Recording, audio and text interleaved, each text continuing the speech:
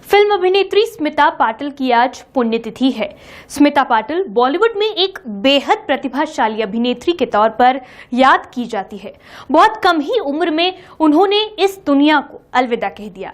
आइए नजर डालते हैं स्मिता पाटिल के करियर से जुड़ी कुछ खास बातों पर। स्मिता पाटिल का जन्म 17 अक्टूबर 1955 को पुणे महाराष्ट्र में हुआ था। उन्होंने अपनी स्कूल की पढ़ाई महाराष्ट्र से ही पूरी की थी। स्मिता पाटिल एक राजनीतिक परिवार से संबंध रखती थी। उनके पिता शिवाजी राय पाटिल महाराष्ट्र सरकार में मंत्री थे, जबकि उनकी मां समाज सेविका थी। स्मिता पाटिल ने film and television institute of India Pune से स्नातक की उपाधि प्राप्त की थी। जानकी, मेरे को खिलाते वक्त ये भी सोच लिया था कि अपनी भूख भी मिटाओगे। खाकर मैं दब जाऊंगी, खिलाकर तुम उठ जाओगे। आज रपट जाए तो हमें ना उठाइयो। स्मिता पाटिल का विवाह राज बब्बर के साथ संपन्न हुआ था, जो स्वयं भी हिंदी फिल्मों के प्रसिद्ध अभिनेताओं में से एक हैं।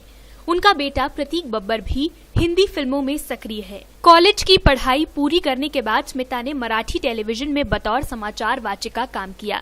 इसी दौरान उनकी मुलाकात जानी मानी फिल्म निर्माता निर्देशक श्याम बेनेगल से हुई थी। श्याम बेनेगल उन दिनों अपनी फिल्म चरणदास चोर बनाने की तैयारी में थे। श्याम बेनेगल को स्मिता पाटिल में एक उभरता हुआ सितारा दिखाई दिया और उन्होंने अपनी फिल्म में स्मिता पाटिल को एक छोटी सी भूमिका निभाने का अवसर दिया। पास आओ क्या? अरे आती हूँ ना, ऐसा तमाशा दिखाऊंगी। चरणदास, तुमने हमारे खजाने से सिर्फ 10 मिनट चुराई। भारतीय सिनेमा जगत में चरणदास चोर को ऐतिहासिक फिल्म के तौर पर याद किया जाता है। 1977 स्मिता पाटिल के सिने करियर में अहम पड़ाव साबित हुआ। इस वर्ष उनकी भूमिका और मंथन जैसी सफल फिल्में प्रदर्शित हुई। स्मिता पाटिल को महान फिल्मकार सत्यजीत रे के साथ भी काम करने का मौका मिला। मुंशी प्रेमचंद की कहानी पर आधारित टेलीफिल्म सदगति उनके द्वारा अभिनीत श्रेष्ठ फिल्मों में आज भी याद की जाती है।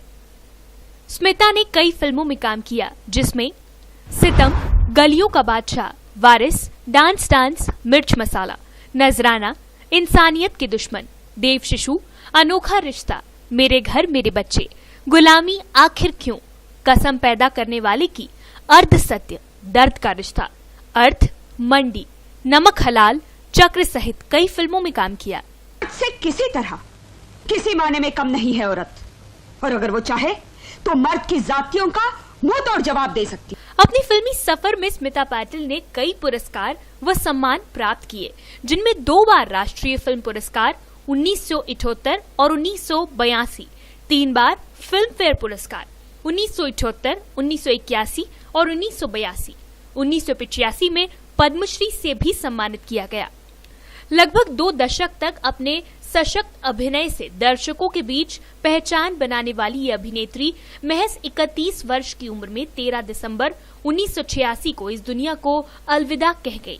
उनकी मौत के बाद 1988 में उनकी फिल्म वारिस प्रदर्शित हुई, जो उनके सिने करियर की महत्वपूर्ण फिल्मों में से एक है। Bureau report, D live news.